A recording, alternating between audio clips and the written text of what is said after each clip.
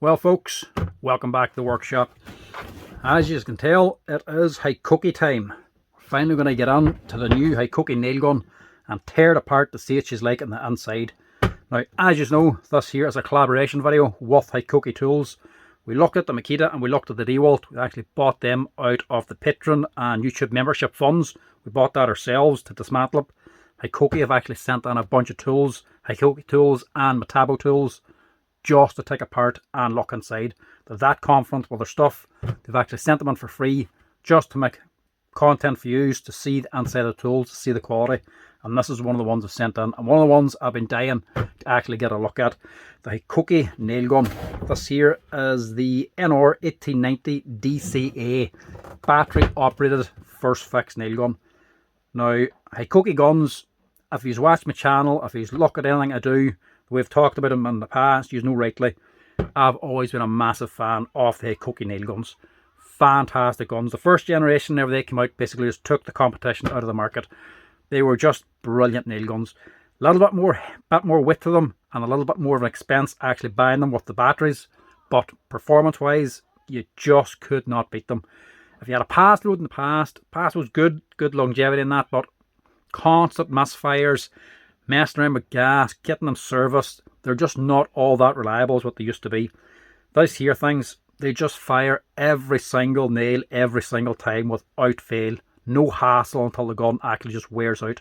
And anybody that's actually let them on for me for a pair, the first generation ones, that's actually had the gun and it's broken and just worn out and it's more economical to just replace it, they've had no problem just buying another gun because it was just hassle free up until the point where it broke a few years later.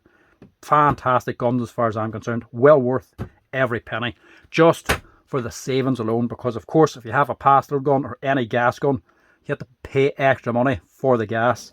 These here you're buying nails only and it costs about €10 less per 1,000 nails shot. So over the lifespan of the gun, you're basically saving the cost of the gun and gas alone. So we're going to have a look at this thing and tear it apart and see what she's like. And I've already had a wee look at this a few months ago whenever they first came out, and I was already very impressed with it. So it's a full kit they've sent on here. Charger and all. Well, this is actually the good charger too, look. They sent on another charger kit along with all the other stuff. And that's the same charger, look. These here are the 1836 volt batteries. If we get time, we might look at them as well. This is the same charger. This isn't just a wee cheap one. This does everything. 14.4, 18 volt and 36 volt.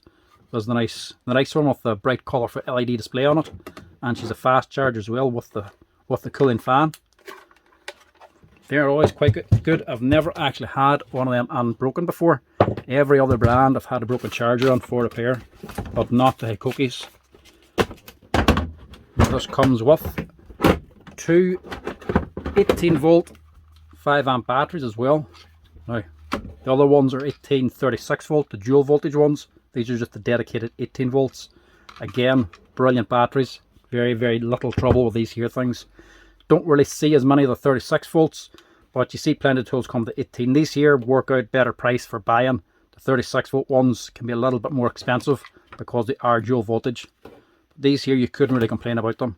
Always liked them for the big chunky connectors as well. Get onto the tool. Nice solid connections on them.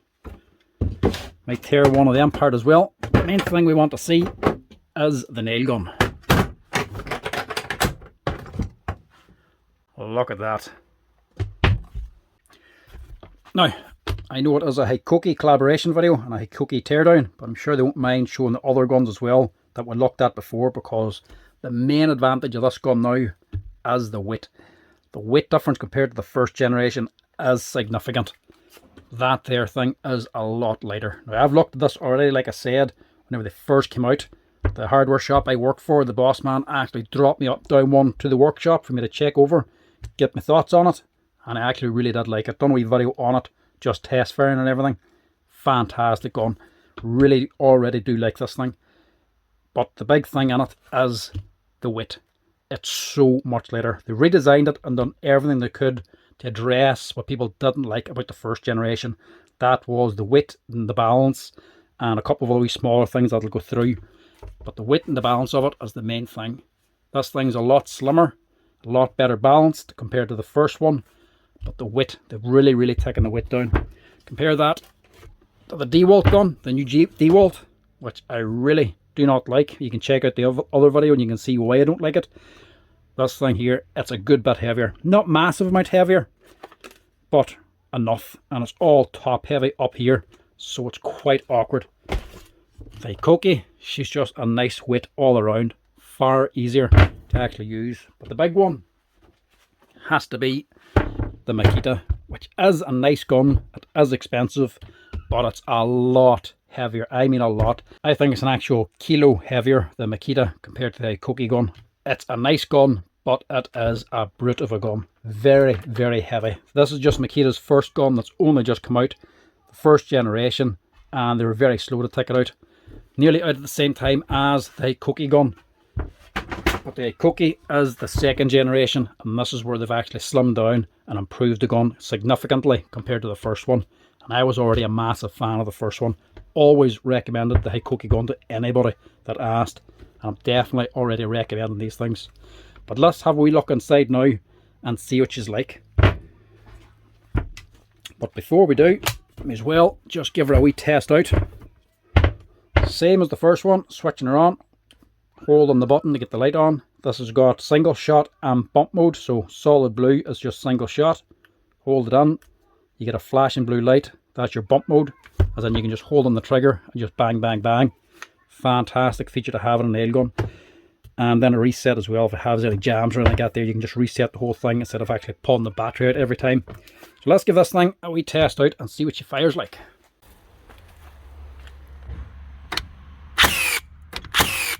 Oh yeah.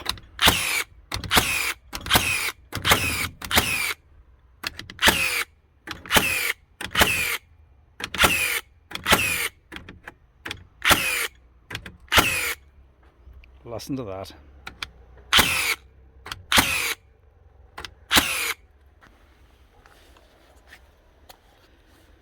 Just try her and bump mode as well.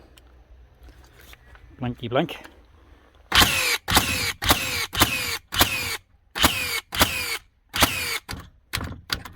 That's me out. Oh, that is nice.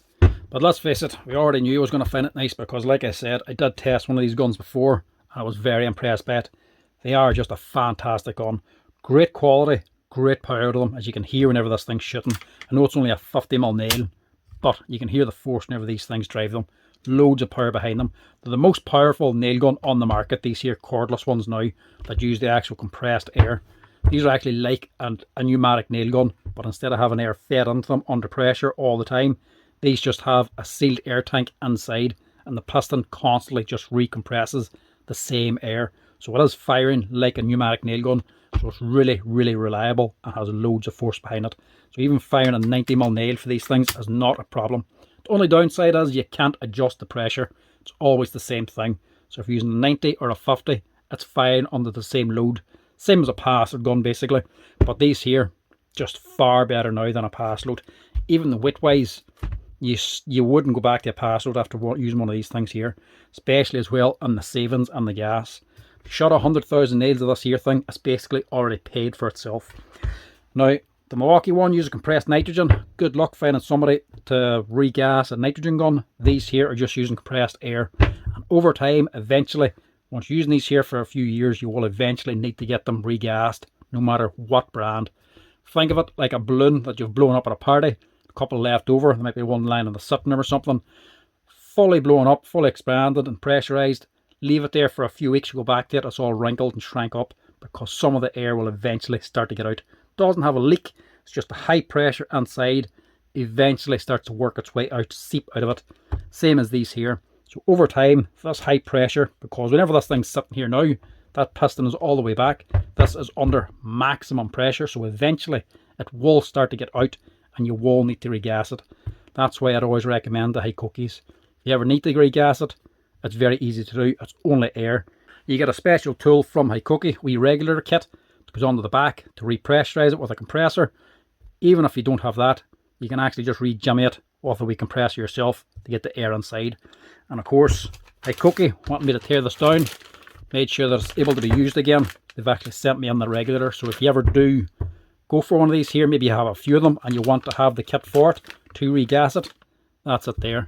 That there's the revalve kit. 382/540. All it is just a regulator valve with the correct fitting on the back to go back onto this boy back here, which is the pressure screw for putting the air in. So this just goes onto your compressor and it just repressurizes this to the right pressure so you can use the gun again. It puts on the right amount of air basically at the right pressure. That's all it is. But even if you don't have it, you can just do like I did for the Makita one and just jimmy something to get the air in, because this is just a wee one-way valve inside of here. But Hikoki actually sent it in with this here so I could repressurize it again so they could use it after.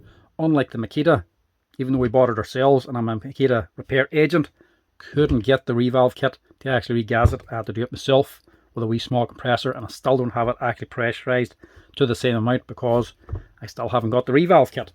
But Hikoki just sent it in along with the gun. And also they need it regassed again because this is not a free gift. Like I say, this is a collaboration video, not been paid for it. This is going back to Hikoki. So if you're at the Plowing Championships in Ireland next month and you see Hikoki stand with a Hikoki nailer to test out, it is more than likely this here gun, because your man's coming back again next month to pick up this gun because he needs it for the Plowing Championship. So we're going to have this on display for people to actually test out. So if you see it there, it is this gun, but it's been dismantled, so I have to get it dismantled, show you the teardown, get it back together again and repressurized for them to actually use. So that is what we're going to do now. Strip it down and see what it's like on the inside. So let's hope you actually get it back together again, because they do need it back. So this is not a paid collaboration and it's not a free gift.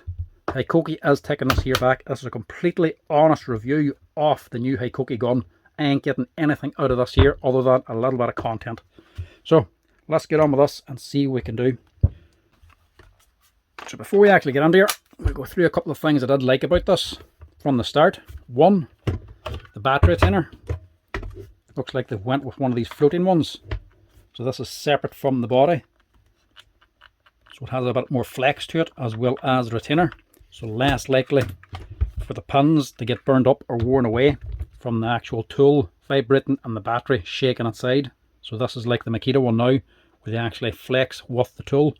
So less likely the batteries are going to burn any contacts. Two, they actually now count the nails. So something people have been asking for, like the DeWalt gun. Only gun you can actually count how many nails they've shot on. So if a customer drops it on, says there's only fired one box of nails, you can actually count up exactly how many thousand nails the gun shot and tell the customer how much use it's actually got. Very handy wee feature, and a lot of people actually do want it. Hikoki have went the same way. People have asked for it, so they've put it on. So you can actually rig this to tell you how many nails it's shot. And also, as soon as you're seeing it, you can actually have an LED light now as well, just shining on the surface where you're shooting, which is also very handy. Not many guns have that. But the nail counter, that's what I like. Hold on your reset and your power button, and these lights will start blinking. Blink 3 times to tell you this is about to count, and then each light, the red, green and blue, will blink so many times. Each blink is one number. So the first one is hundreds of thousands, this is 10,000s, and this is 1,000. So if you get 1 red, 2 green and 1 blue, that'll be 121,000 nails it's shot. So we can tell now straight away if this is straight out of the factory, because it's 2025, or if it's a demo model been used and abused in different workshops. Tell us how many nails you actually shot. Hold them on for 5 seconds. They'll blink 3 times, and then you count out each number of the flashes. So that's just went straight back to blinking again. So it'll keep cycling through. That'll show you the numbers and then blink again to start over. They're all blinking. So in other words, that's shot exactly 0,000 nails. So she's still brand new. And you just touch any button then to go back to the same mode. So a couple of nice wee features on it. The other wee thing I'll just point out that didn't actually come from Hikoki, came from one of the suppliers we have for the hardware shop I work for, Quillins. They actually sell Hikoki stuff, one of the agents for them.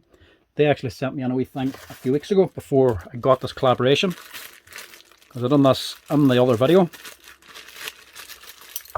You can actually get a wee accessory for it as well. A lot of people don't like the big heavy rafter hook.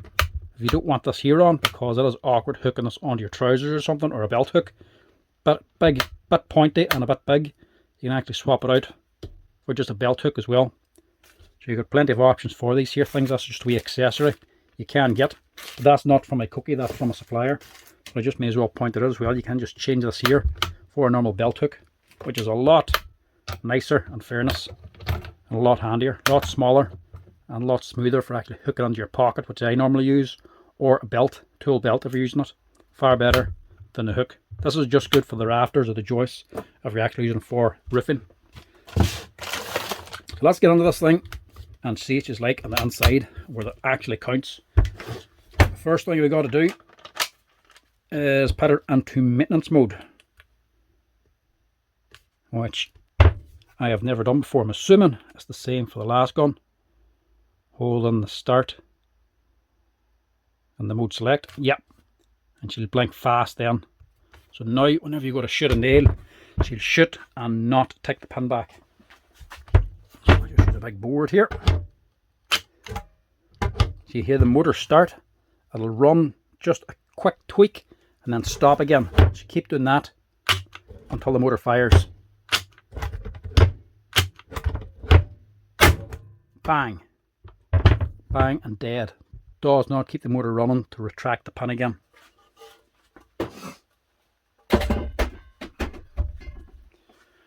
So that is it. And maintenance mode now. There's the pin sticking out. So she's fired the nail, the firing pin's gone forward, shot the nail, and the motor hasn't started up to automatically retract it again, because that's the way they actually fire. They shoot and the motor starts up and takes it back, ready to shoot again. So they're always pressurized, poised to shoot. Maintenance mode, it's forward, so there's less air pressure back here now. The first thing you do is get the air out of it, which is another nice wee feature of this gun. They've made this a lot more accessible. The last gun, they had a wee door you had to open up on the side here, a wee screw you had to take out, and the valve was wild awkward to get into, to screw the valve onto. Now it's just right at the back of the gun. A lot handier. Now it's been a while since I'd done the first video. I just tested the thing out for the shop I work for.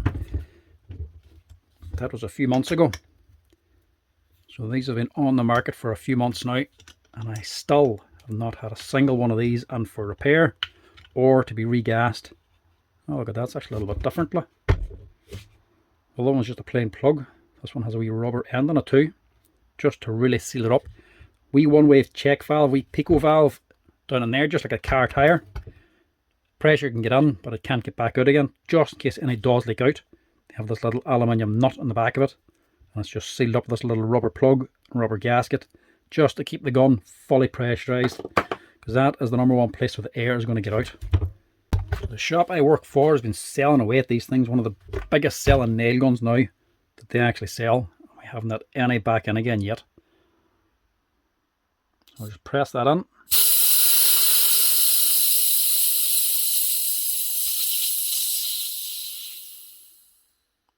And let all the air out. There's actually quite a lot in that. Just make sure. So it's totally safe to work on now, no pressure, no danger of anything leaking out or blowing up on you. Now, I've always liked these guns, even the first generation when they first started to come out. The shop, the hardware shop I work for, I was even recommending them to them because they mainly stocked the DeWalt and the pass load. I was actually recommending the Hikoki guns to them because they'll try them out, and I was telling them they are meant to be good. The shop I work for is only a small local hardware shop, and the man and wife that actually own it work in the shop. So they're working in the shop 5 days a week, and they do not like hassle.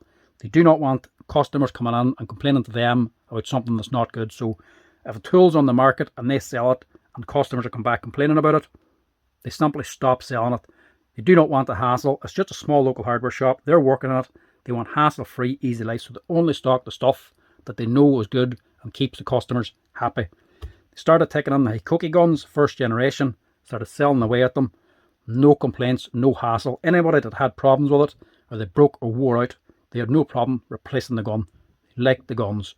Second generation, these new ones now, they don't just stock the second generation. They have the roofing gun, they have the second fix gun, 16 gauge straight and angled, and the 18 gauge, and they're constantly on the phone asking to see when the staple gun's going to be coming on. So not only are they actually stocking the Hikoki guns on because they give less problems, they're stocking all of them. They need the whole range on now, and they're waiting now on the Hikoki nail gun because one customer in particular is using the Milwaukee one, which we do not stock, and they are plagued with them coming on, getting the Milwaukee staple gun fixed that are constantly breaking, and the DeWalt staple gun that was released, again constantly breaking, and they're dying to get the Hikoki staple gun in stock because the customers are needing the staple gun and they want the reliability. And the Hikoki is apparently one of the main reliable ones that there is, but they're still not here in Ireland, and we're dying to actually get them in. So yeah, Hikoki, shop I work for, only want good stuff. Not only the stocking these here roofing guns since the first generation, they're now stocking the full range of Hikoki tools and looking for more. So definitely a good tool going with the shop I work for. So the first thing I suppose will be the magazine. Just get them out. 2 screws on top and then one here. Or is it 2? No, just one. These are actually Torx actually. Normally these are Allen keys.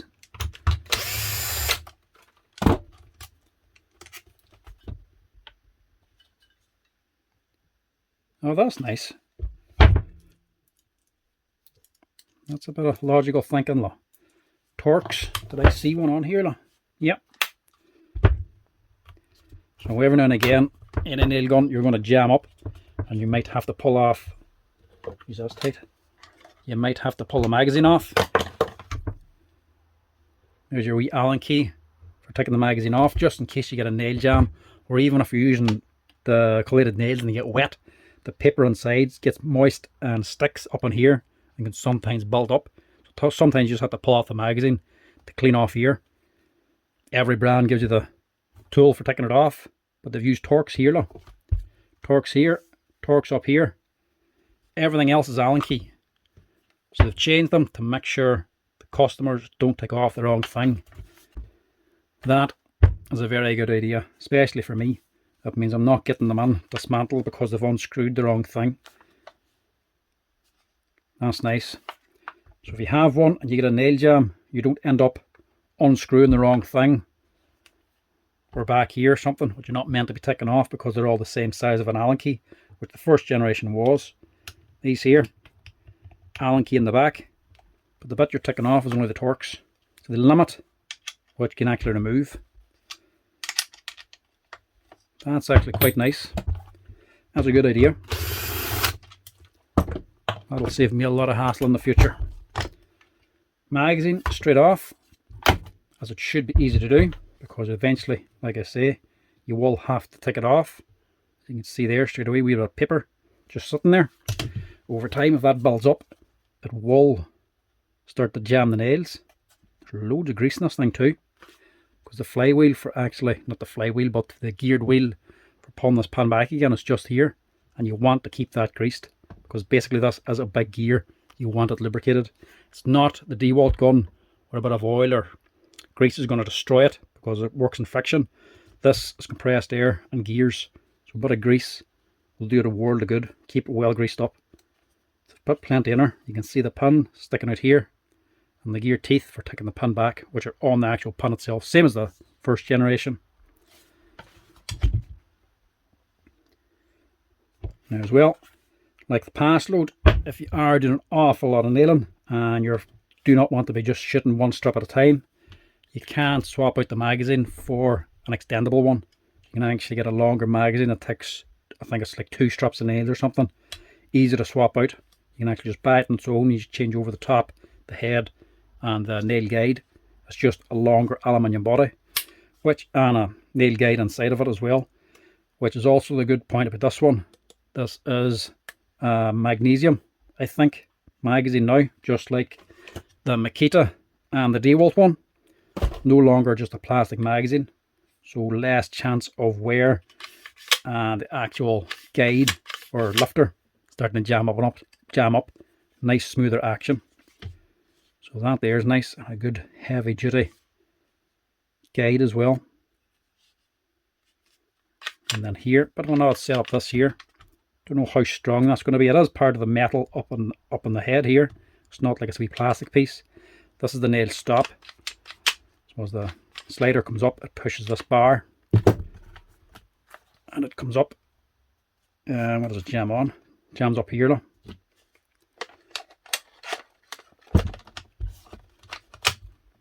No, it doesn't even jam it. It engages the switch. We sensor up in here, look. So that's just telling the gun to stop whenever you run out of nails. So whenever this comes up full of nails, whenever it gets to here, then lifts this up and actually engages a switch or a sensor on here to tell the gun that you're out of nails and stop you from using it. Nice. Well, I suppose it's not really. It's not exactly in a weak spot. Couldn't say that. I was going to say if it got a drop, you could break it, but let's face it, where it is, you're going to break an awful lot more before you break that. Now that's alright. Just a wee plastic pin and a spring on the inside of there. That just comes up and presses. And actually it's a wee sensor, so it is. So that there's probably a magnet. Yeah, that's a magnet inside of this. A wee magnet sensor up in here. So once that engages, it shuts down. So instead of a little micro switch that can be unreliable, it's an actual wee magnetic pickup, which is a lot more reliable. And instead of just being like a pass load where it just sticks up a bar and just mechanically jams the thing, which can fail and can cause problems on its own, this here is an actual magnetic switch inside. So that off. So I'll have to change now to an Allen key. I would use the Hikoki drill they sent on as well, but that is the big heavy duty drill and I wouldn't want to use it for this, just in case she's a bit too powerful, which I know it is because I mixed some paint with it and made a mess. It is very powerful, so I'll stick to the smaller, lighter Makita for this. So rear cover, just black nylon plastic, same as the last one. We brass inserts as well. These aren't threaded, these are just to stop you from actually crushing the plastic, so you get a good tight fit. And then there's a little plastic wedge that turns onto here. Probably not the most secure thing in the world, but you can't really do it any other way unless you want this here sticking out higher. So this is just a wee twist release. But say if you got a knock or a bang, you could easily lose that. Easily replace it as well, like, but it could be a bit annoying. You still got a plug in the back as well, just in case it ever does come off on you. But I'd say I'll be getting a few of them in with that there missing. But like I say, if you done it any other way, like something that can be screwed on or clipped on, you're basically making the gun longer again, which was a bit pointless because the main reason we redesigned this was to get it smaller, lighter and more compact. You wouldn't want to make it longer again than what it needs to be. So I think this is like the first one, and you just go straight on to the body.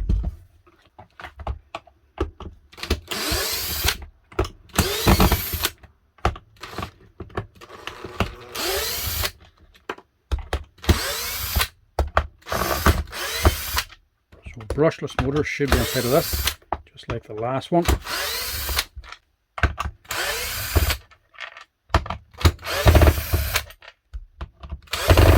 I was saying, whenever I open up the valve and let the air out, more air came out. I was a bit surprised by that. Looking at it now, I realise it should have more air in it because they've slimmed this down. So they've made the piston smaller and slimmer. The other one probably had a bigger piston on it for more force, less air. They've now made the tank probably a little bit bigger to hold more air, but on a smaller piston size to reduce the size of the gun.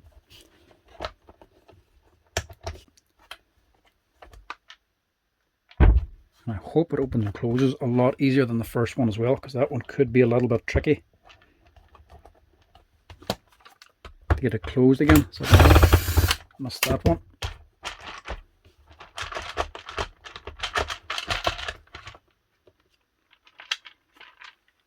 Okay. Oh, right. Yeah. Definitely slimmer anyway. Look at that. So what do we got here? Little rubber bumps.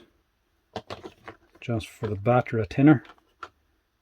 The tinner's just this. This is a separate housing again. You can just unscrew that. Just take it off to get out of the way here.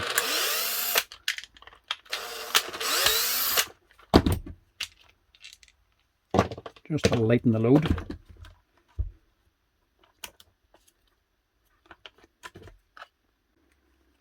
So the controller, I was going to say, isn't as well potted.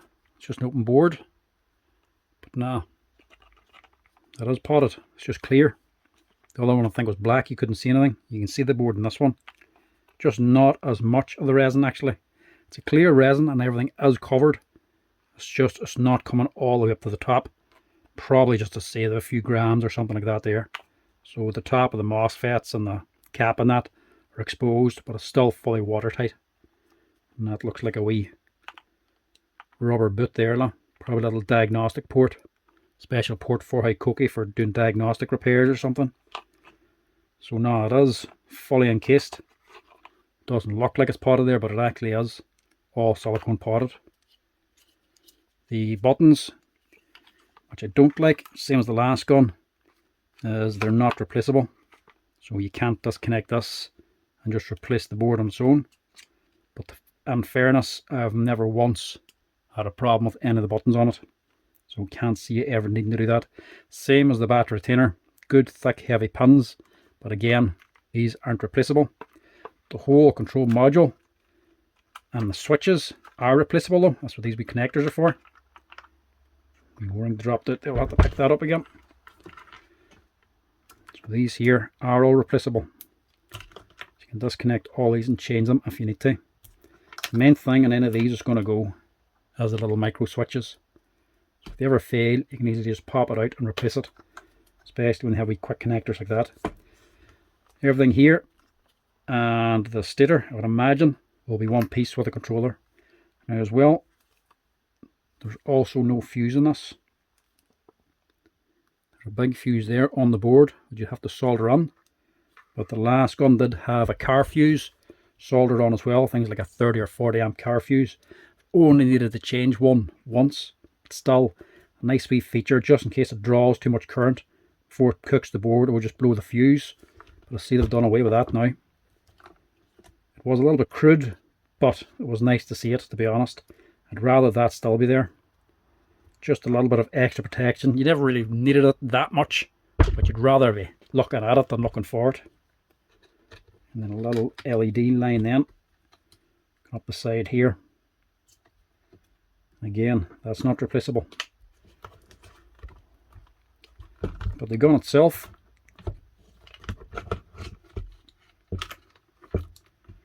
a lot easier to work on. So body, well, I was going to say looks kind of flimsy, but it's not rock solid, but still fairly tight.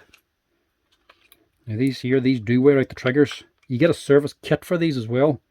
A couple of different bits in it. Nothing really major, but one thing you wouldn't like to replace every once in a while is the trigger. These do shoot an awful lot on the edge. You're talking hundreds of thousands. And 100,000 times doing that there does wear out this plastic. So the trigger does wear a little bit. You'll know because you'll feel it slapping around back and forth. It's no harm, it's just a bit of annoyance. So it's handy you can actually just replace that on its own. It's the only tool that you would ever just replace the trigger because it's getting slack. So if you ever do have one and you need to notice the trigger very loose, you can just change it. It's part of the service kit as well, but you don't need to buy the whole service kit just for that. There goes that little O-ring. It's just on the switch. Better not lose that. Yeah, body. It's actually a lot stronger than I thought. Nicely reinforced around here in the motor too, to really lock the field and place the stator. So yeah, decent enough body for the motor. And of course it just has a little lock switch then. That just basically jams the trigger. It just slides up to lock the tool in case you don't want to fire and it being used. So yeah, body, decent enough. Looked a bit light and flexible, but it's actually fairly solid. I mean, I don't even have that closed. And it's solid. That's nice. This is the main bit. This is where they've reduced the width and reduced the size. And you can kind of see how straight away. A lot slimmer here. Now, first impressions on that, you'd think they've just cheaped out. Just pull off the motor here as well. Still the same setup on the motor too. Little rubber, or not rubber, nylon inserts, these stops. We'll look at this in a wee minute. We'll look at the main thing here. So initially, you'd think they've just really slimmed down and just taken off all the material to make it lighter, and probably made it weaker as well. But this here is actually a steel pipe, a steel hammer pipe basically. So the older one would have had a steel liner for the pin to run on, and then more aluminium around here to actually strengthen it all up. Now they've reduced the aluminium, taken all else away, and just thickened the steel liner. So this is actually a lot stronger than the old one, even though it's a lot smaller and skinnier.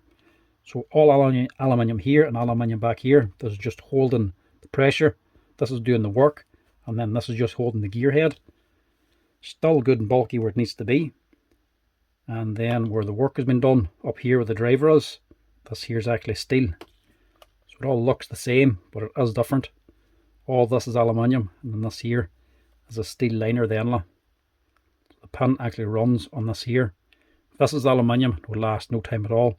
This is actually a hardened steel liner or guide for the pin to run on. So a little teeth on this that match the pin to guide it running up and down, and then a steel probe then as well.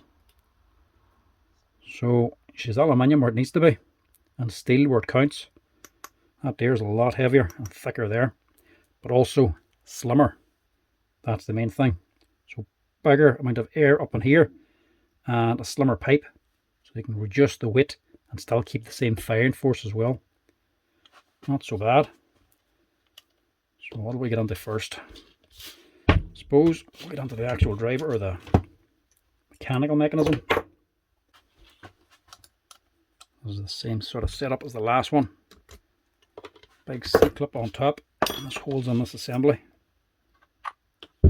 Comes out a lot easier too. That nearly looks the exact same. Aluminium top, bearing on top of it.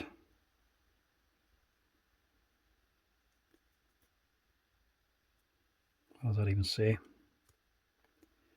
LEG, not even sure that brand.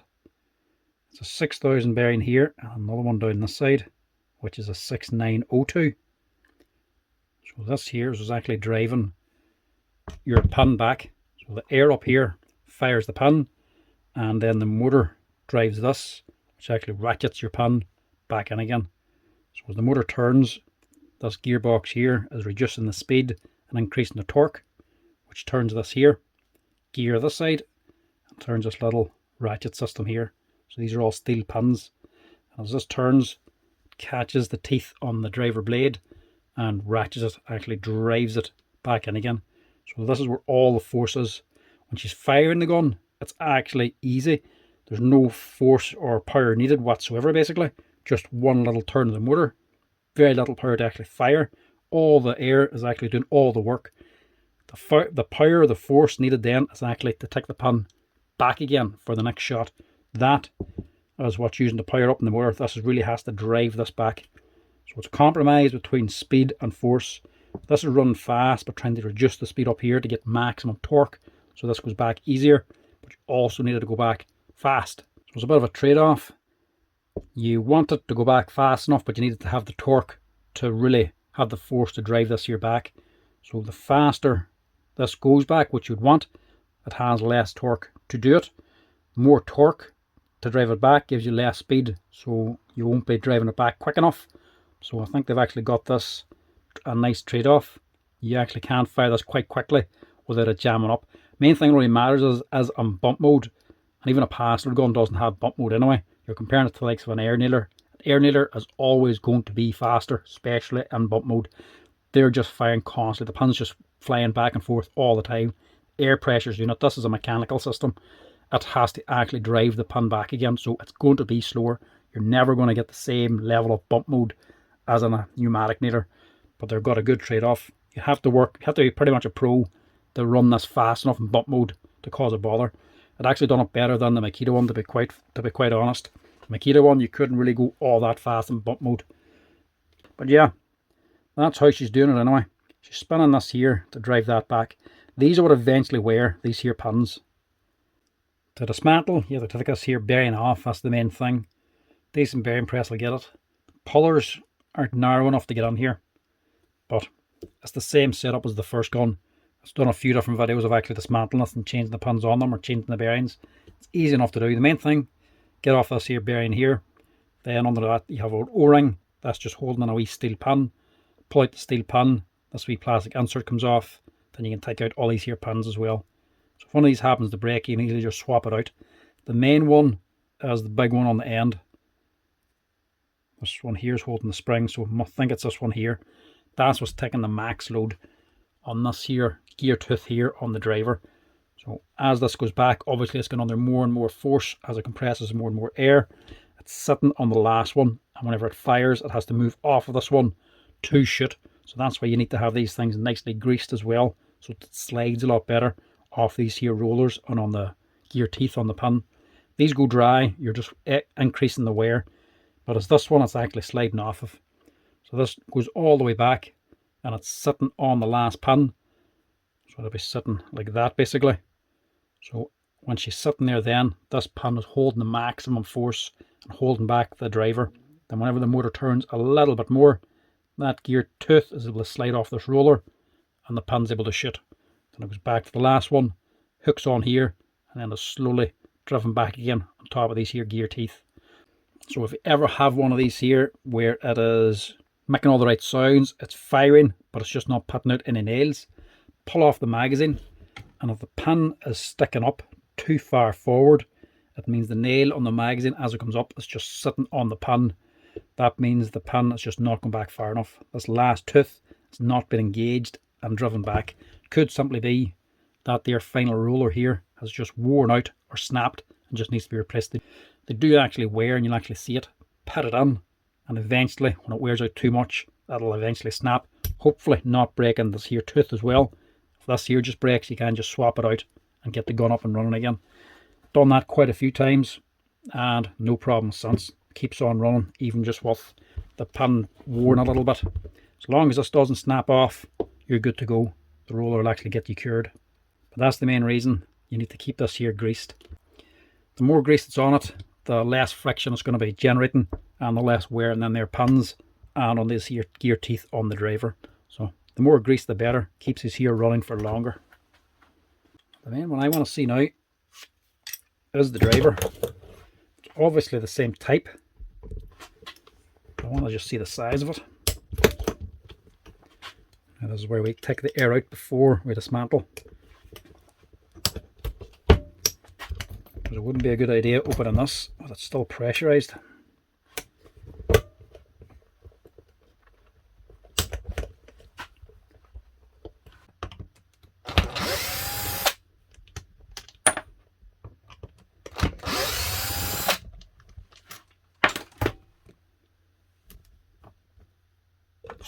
Now these can be tight, sometimes you actually have to pressurize it to get these to separate.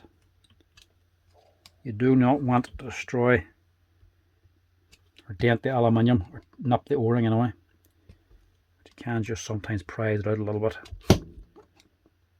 If it's very stuck, when they get old, they stick even more. But if you actually just take the Allen keys, back them out just a few mil, and then put the air compressor on it up here, the pressure will actually just separate it anyway.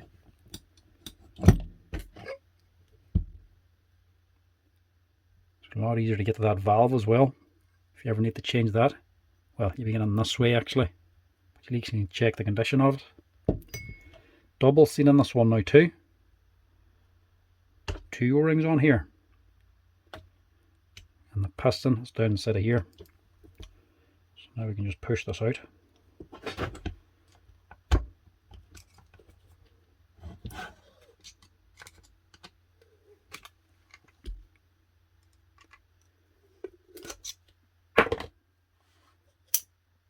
Look at that.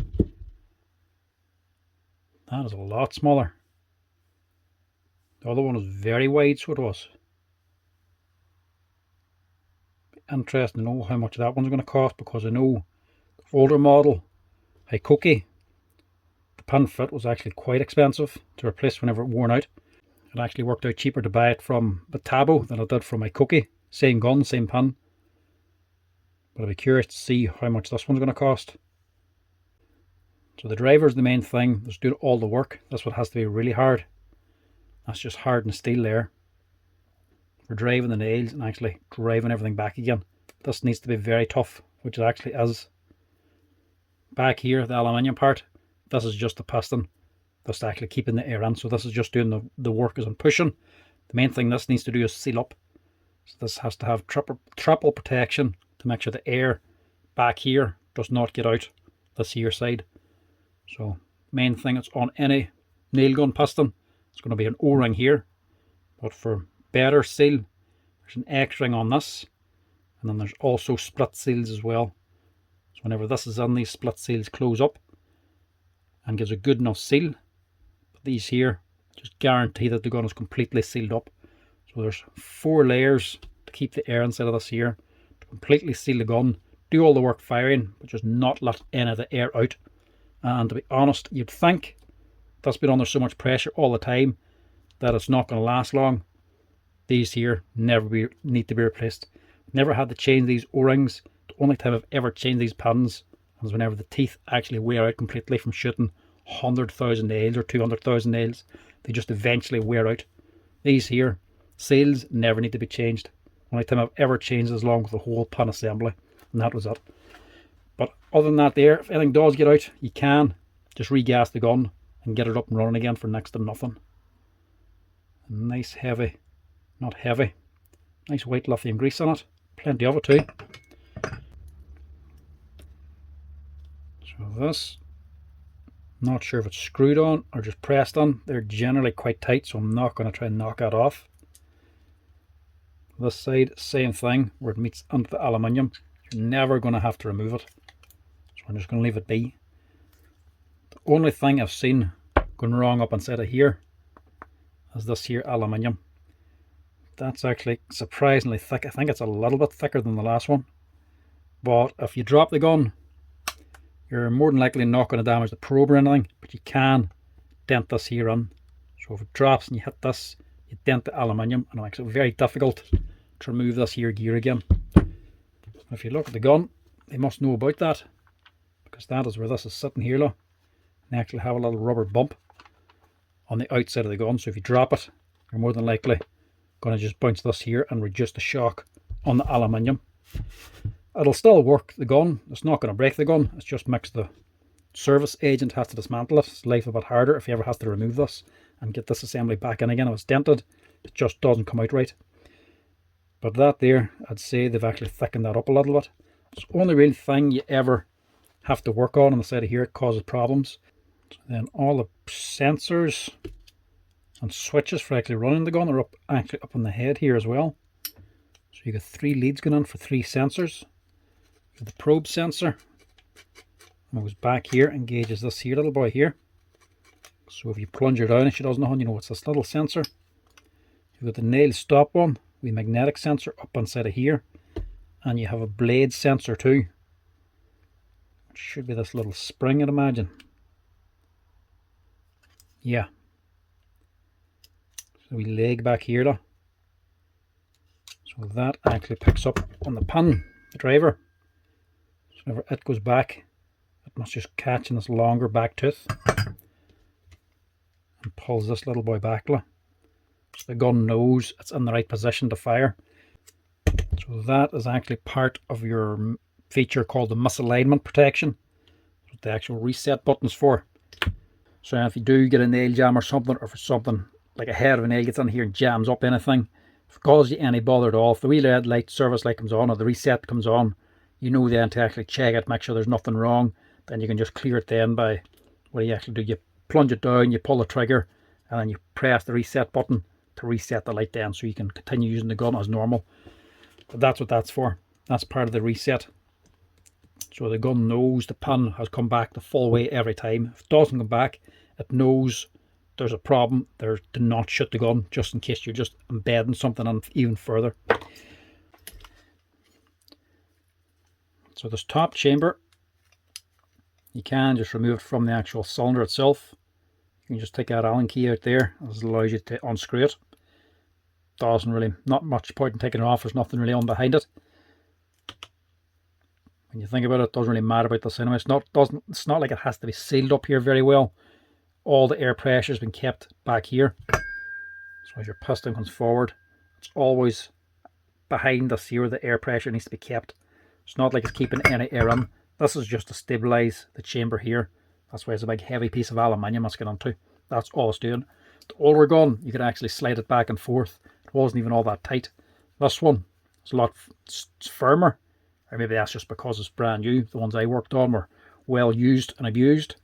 But even though that there slack moving around did nothing to the actual gun. It's just there to stabilize it whenever the gun's firing. That's the front half of the gun, the working bit. All the bits that count. Let's just check out the motor here. It actually looks nearly the same. It's a nicer fan that's on it anyway. Oh, it's tight. Oh, it's actually a nice motor on it too. Big, massive neodymium magnets in there, look at that. Same LFB bearing. So 625. See, it's a 6000 yeah. That's a hell of a little motor there. Small, but plenty of power out of it. And a much better fan. The older fan was just a little bit flimsy. That there's a lot stronger. And directional, one directional as well. Doesn't need to run the other direction. The other one was straight as well. Didn't really make much sense. You have a straight fan whenever the motor's turning both ways for forward and reverse. These only go one way, so the directional one just keeps the thing nice and cool. More efficient way of cooling it. And their gearbox then. Normal crack. Not an aluminium or a plastic gearbox. This is all aluminium construction.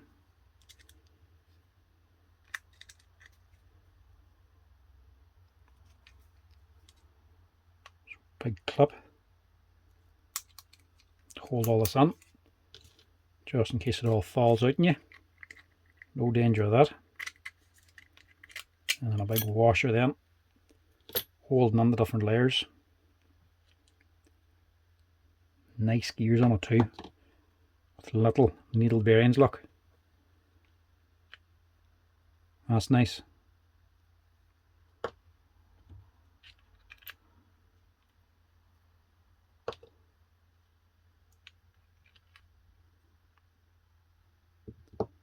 And you got your clutch then, back here.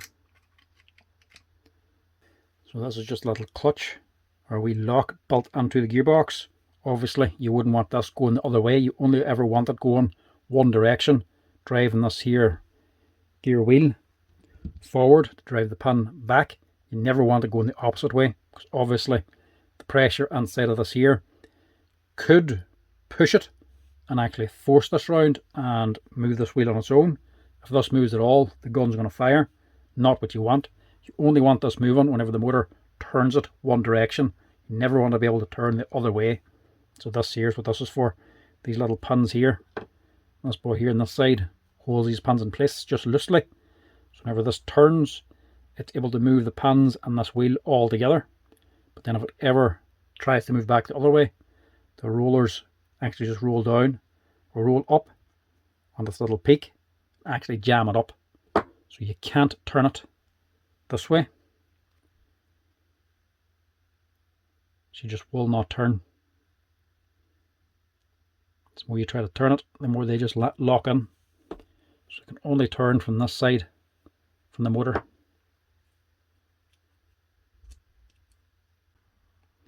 Behind that then is just going to be another wee set of gears, reducing the speed down even more.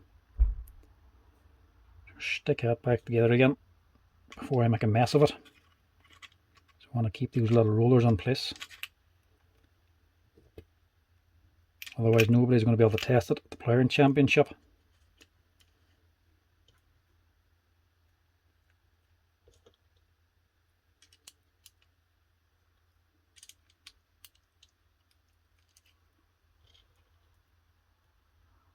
Surprised it has little needle rollers on them as well, because these are the ones that run on high speed.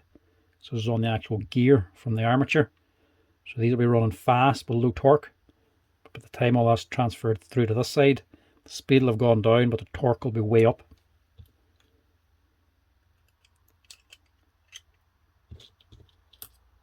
That's nice to know that clips there as well. For any other time I dismantle these, to know this here gearbox isn't just going to fall apart.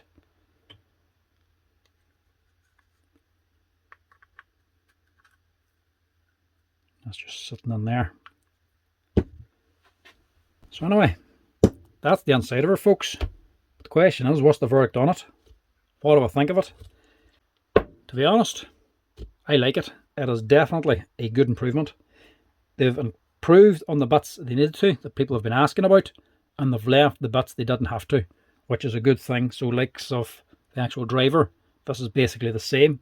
If it ain't broke, don't fix it. And the gearbox, never anything wrong with that, so don't bother changing it. Even the way this actually goes together is still the same. The motor, basically the same, just improved a little bit. Better fan, bigger magnets, improved where you'd want it to be improved. Stator, basically the same. Controller, roughly looks the same, just with a few extra features on it. Different buttons. Now it has the reset on it as well, and you can count the nails, which is just a bit of firmware basically. But still an improvement without actually changing too much. Still nicely potted and on the inside.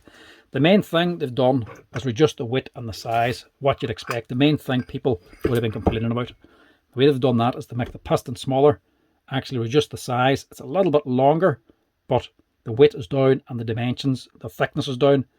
By reducing the size of this here, you also have a reduced area to shoot with, so the power goes down.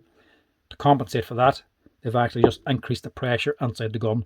So the older gun was a bit thinner sidewall and it had more air, but at a lower pressure, and it sort of had a wee tank at the side here, which also made the gun a little bit off balanced. So they've just reduced this here piston diameter, so they've made the gun thinner, and to make sure it has the same power, they put more pressure into it. So it's a higher pressure inside of this thing. To compensate for that, they've just made the back of this aluminium thicker. So this is thicker as well because there's less air volume inside, because they've taken this wee side bit off. So it's a lot slimmer, longer, lighter, and still the exact same power. So a 1-1 all around for me, plus a few other improvements as well, which I also like the aluminium magazine and a few of the wee features like the reset protection as well.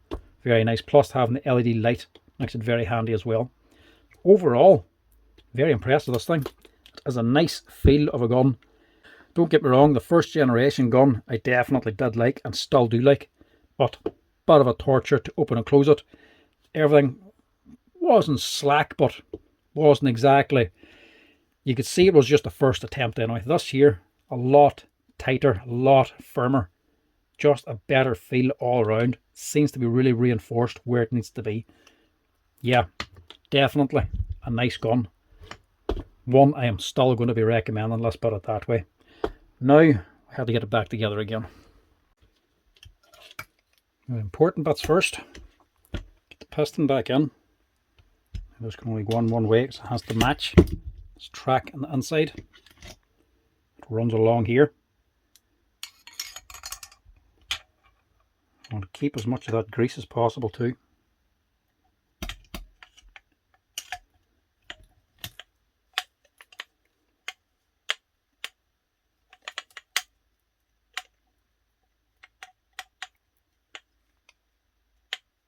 Does that actually get in the way too, does it? Oh, look, it does. I have to pull that back in order to get the piston on. It's not just as simple as the last one either.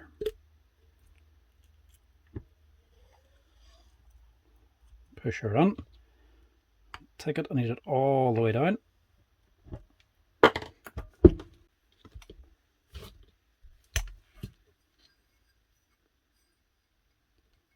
Take it, this doesn't matter. It's not sighted. See the way here, look, they've actually increased the volume as well, just by going down onto this piece of aluminium. And so they've actually designed this here to take the exact amount of air. So instead of just bulking up the back of this, they've actually taken it out down onto here just to get the right volume of air. Make sure that's sitting down as well. I think it is the same as the last one. It's a tight fit. You don't want to nip this here O-ring. So just take it easy as you're putting it on.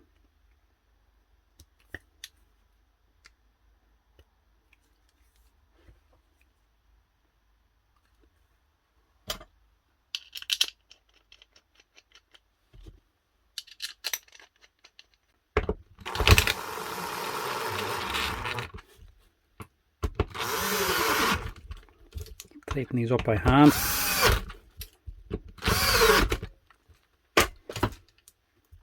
Just to be sure.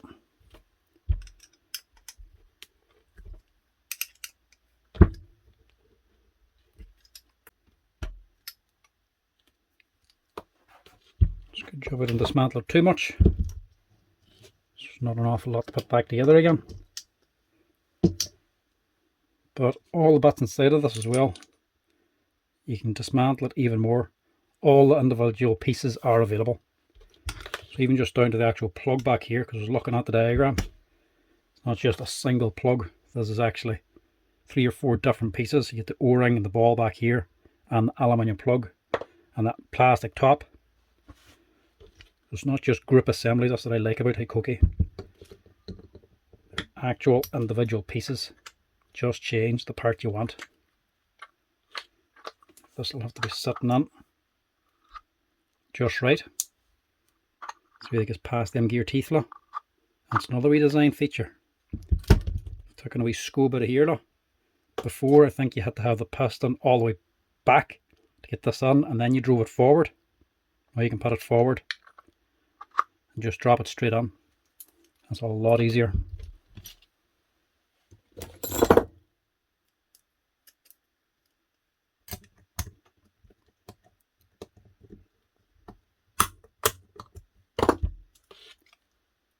Such an easy gun to work on now. It used to be a torture. Now they might be a pleasure. The question I want to know is which way the wire's going, because the last one you sort of had to tuck the wires on. Wasn't exactly very technical. Yeah, that's a wee bit better. You can actually see where they go. The last one, this wee rubber sleeve actually just come up the whole way to the top, and the wire sort of tucked underneath. If you didn't get it right, it got in the way and you couldn't actually close the gun up right, or you had to squeeze a little bit. It just felt like it wasn't closed correctly. This one, there is an actual track for the wires to go into. So that's a lot better. It's not going to make any difference to performance, just to myself or anybody actually working on them, dismantling them or repairing them, putting them back together again. That just makes it a hell of a lot easier. I've actually really put the thought into the service engineers who's actually going to be working on these things too.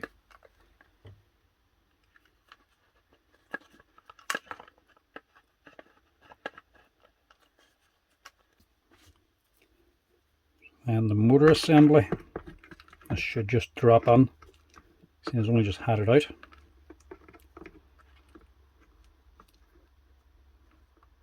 It'll be sitting there, and they'll be sitting there.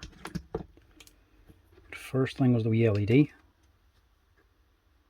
Just pop that back in. That would have been there.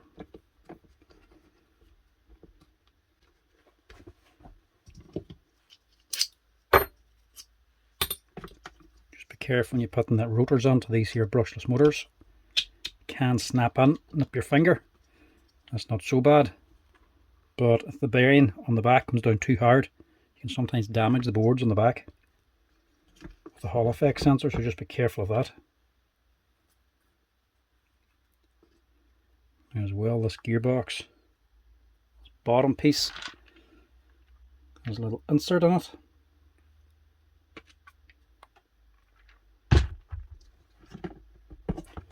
and that is sitting onto here, look. So that needs to fit this way, and this is different as well, so that'll have to slide right.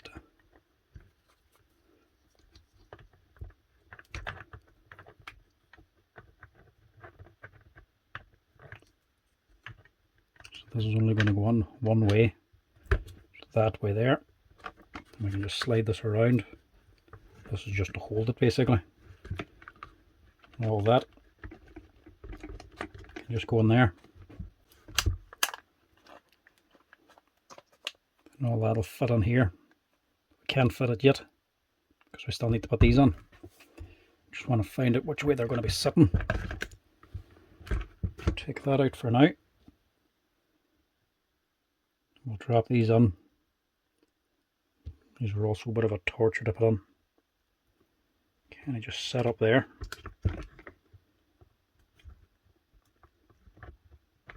There we go. It's not too bad if you line that up first.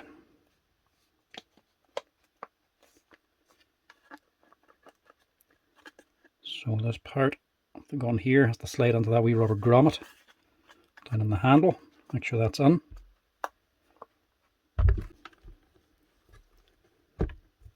Slide that up, make sure it drops in. Once that's in position, motor can just click down into place. You know it's all sitting right. Before all that, we'll just stick these leads on. They're all different connectors, different wires, so you're not going to mix them up. And the last one is the switch.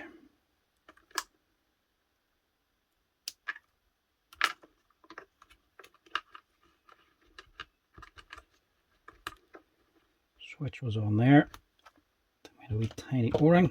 That must be just to hold it on.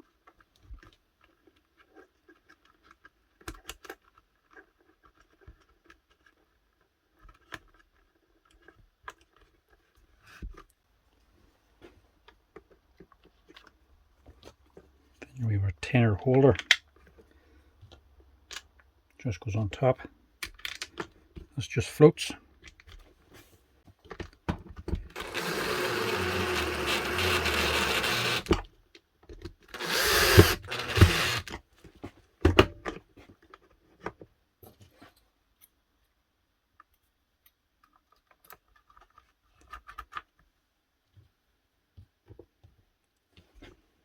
Now, how do these here go back in again? That's the question.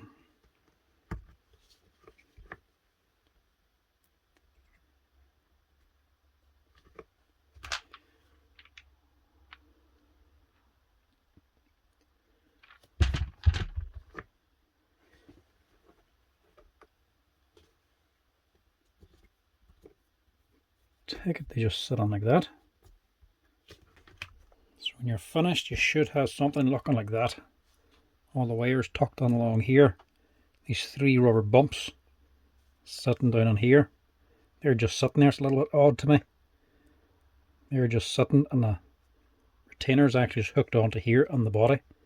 So that's what it's hooked onto to stop it from coming out. And these are what's just giving the play. It does work, but it's a little bit, a wee bit awkward looking. But it goes in handy enough, mind you. Just make sure your motor, the bearing's sitting in and everything's located. That's your plastic boy, as the wee slot in it is facing down and located on. And these wee rubber or plastic nylon bumps are sitting in here. If you're unsure, if you're not sure this bearing's sitting down, make sure you give it a wiggle to get it set down properly. But that's the way you should have it. And also just watch them wires there, look. Make sure they're sitting over this piece of the plastic, this little guide, to make sure they don't get nipped. Look. Make sure they're sitting down on there. See what I mean with this thing? It's odd. I suppose it does work. When you're happy, you can go ahead and put the cover back on again. So well, all these wires, it's nice the way they're actually slack. There's nothing exactly tight. Some of the things, some of the tools you get the wiring can be just the exact fit with no extra. And if there's any play, I can end up pulling on them. These here, there's plenty of wire there. Loads of extra, just so there's nothing tight. Now, how easily will this close? We'll do it with the screws on to see if it works.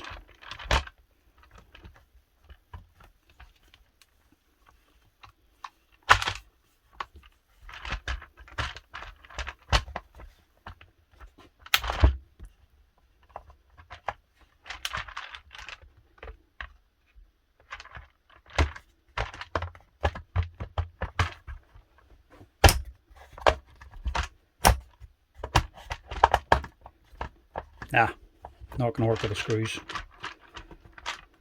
They also have to line up as they close in, you see. And if one's sitting out, it holds the whole body out. They're all the exact same size anyway, so it doesn't make too much odds which way you put them on. Yeah, look at that. Straight away, look. That closes up real nice. These will be a lot handier to work on in the future. I really like that. Just take the screws out, take that extra few seconds just to drop them back in again, because they just fall to one side and one will snag and hold you all up. It's quicker in the long run just to dump them out and put them back in again.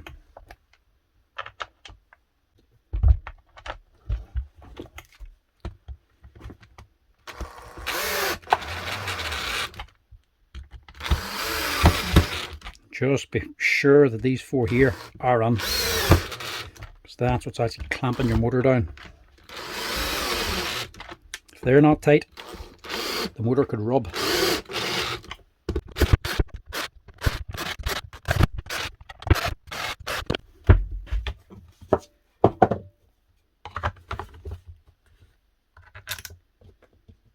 Now to regas this, you can use any compressor as long as it gets up to 8 bar. But I'm actually just going to give a wee compact one a go. Wee cordless compressor, see if that does the same job. Because I really don't want to switch on the big one here, because it's in the workshop and it's only now the wolf thing. That deafens you. So we'll get the whole thing together and we'll get it regassed.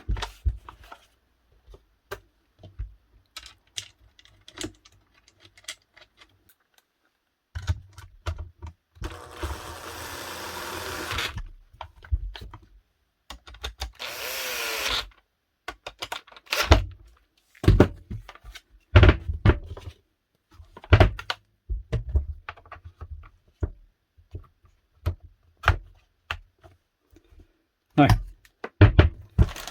we'll go with this. This here's your regas kit. What do they actually call it? Reduction valve set. So this here is just a regulator. Hooks up to your compressor and it puts the correct pressure onto the gun. But you have to put the gas in when it's in maintenance mode. That is, when the pin's sticking out the front. If you regas it just as normal, with the gun ready to fire with the piston all the way back, it still won't sink the nails, because you won't be pressurizing it to the right pressure. You're pressurizing only this wee area, then whenever it goes to shoot down, it doesn't have the correct volume. The pin has to be forward so the area is completely open, take a maximum volume. You maximize that volume to the right pressure, and then whenever the pin comes back, it compresses it even more. It has to be in maintenance mode whenever you're redoing this. Actually, a wee cordless one won't work. It just has a tire inflator valve. You'd have to rig this here up with an actual quick release to use that. I'd say it would work, but I'm going to have to use the big one for now.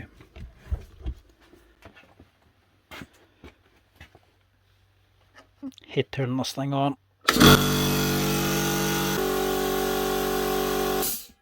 Oh, it's just so bloody loud. But then you actually gas it, all you're doing is connecting this up. That's it. Could not be easier. Just let her sit there for a few seconds to make sure the pressure goes on, and that's it. All this is, like I say, is just a regulator. That's it.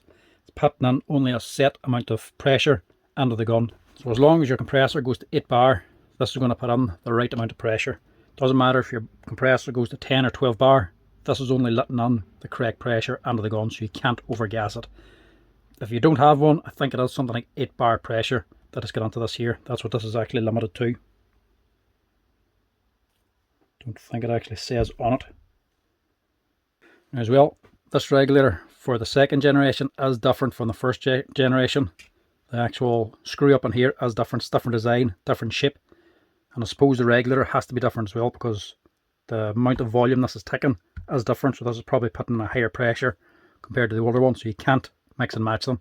If you use the old one for this, you're not getting a high enough pressure, and this probably won't fit the older generation gun. But once that's sitting for a few seconds, you can just disconnect.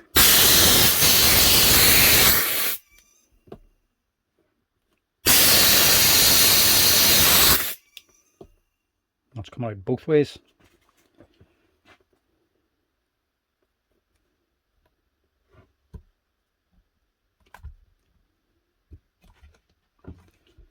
Just take it out this way.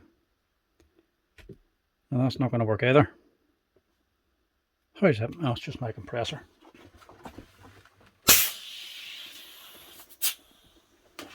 This valve must be shot on mine. There's a little bit of pressure came out of there, but it's not, doesn't matter, because that's just the excess that didn't go under the gun. So I'll just show, only doing this just to show.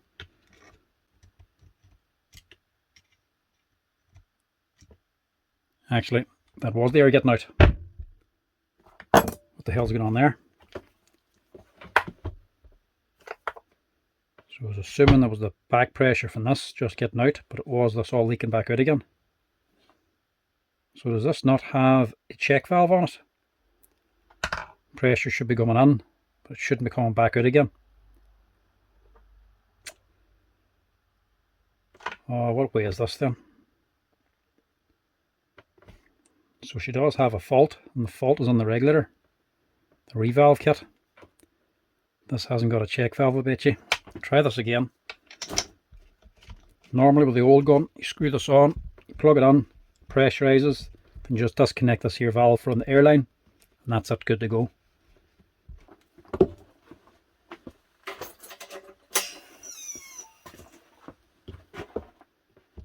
So that's it pressurized.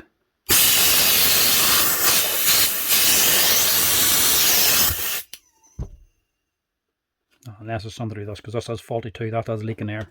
I'll try down here at the compressor. It's just a tight squeeze on here.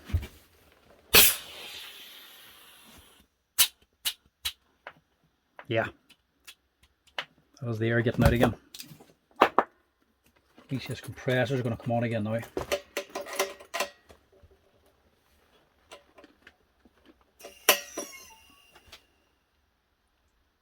It's a pressurized.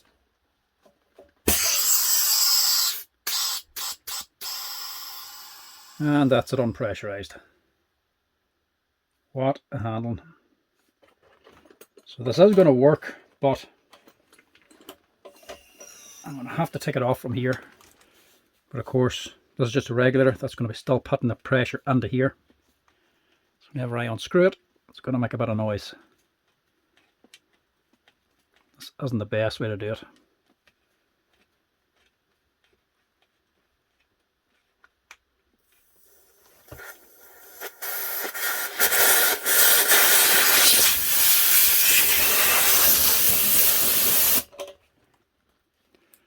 That looks like the only way to do it. So that doesn't have a check valve on it. Nothing wrong with the gun, just a wee regulator. Need to put a wee check valve on so whenever you disconnect, the air pressure doesn't come out. So then you can just unscrew this without the airline blowing more air into it. That air getting out wasn't from the gun, that was coming from the compressor, because this is just going straight through and continues blowing out this end. But it does work. I'm also going to have to do it again, because my compressor's gone down on air pressure now, so it's no longer at 8 bar. So do it again now. Try this one more time.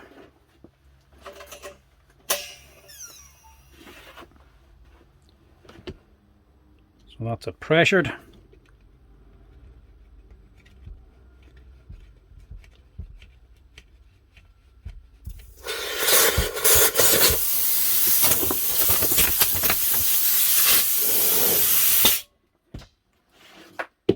that's it done.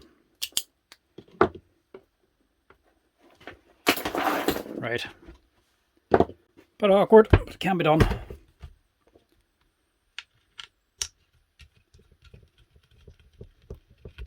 I don't know if you can hear in the camera that little hiss of air. It's not the gun, it is my compressor. It's just leaking a tiny little bit. It's not this thing.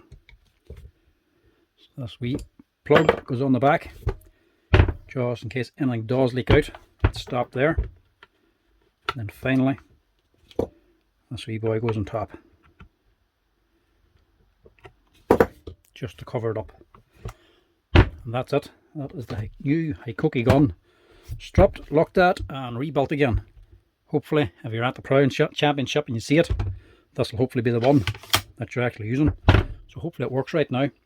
A couple of other things I wanted to address. A couple of questions I got on Instagram there, so I'll address them there. Number one, does this work on the smaller 2 amp hour batteries? Yes. Obviously it's not going to run for as long as the likes of a 4 or a 5 amp hour battery, but it will work. You're just not going to get as many nail shot.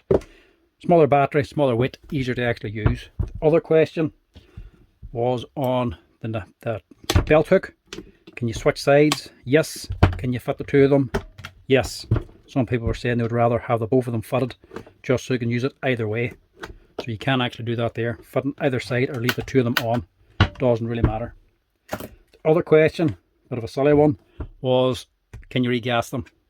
Yes, as you can see, you can regas them. You can buy the kit to regas it, or you can just jimmy it so that you get it fitting like this here to put 8 bar pressure under the gun. This here is just a check valve, like a car tire, forces the air in and then it doesn't go back out again. It locks on the way back out. So as long as you get 8 bar pushing on, you can repressurize these here guns.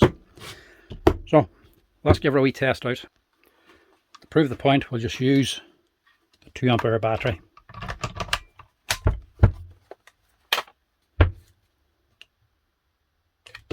Power on. Now the first shot is just to retract the pin.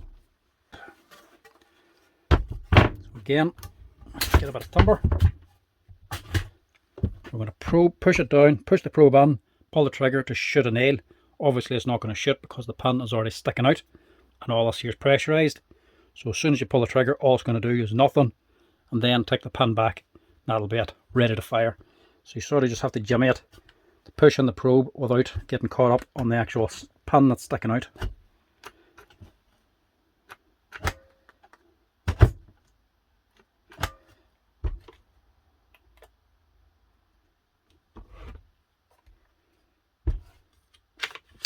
And obviously pull down the magazine too, so you don't have it locked. That's it, ready to fire. Get some nails now and give her a wee test out.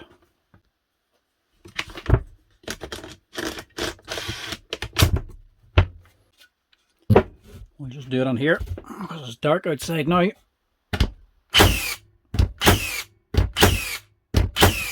Just listen to that.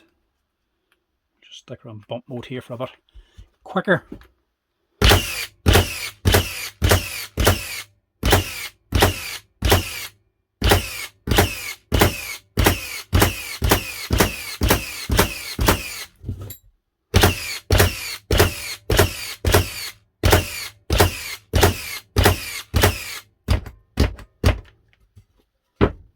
That is just brilliant there.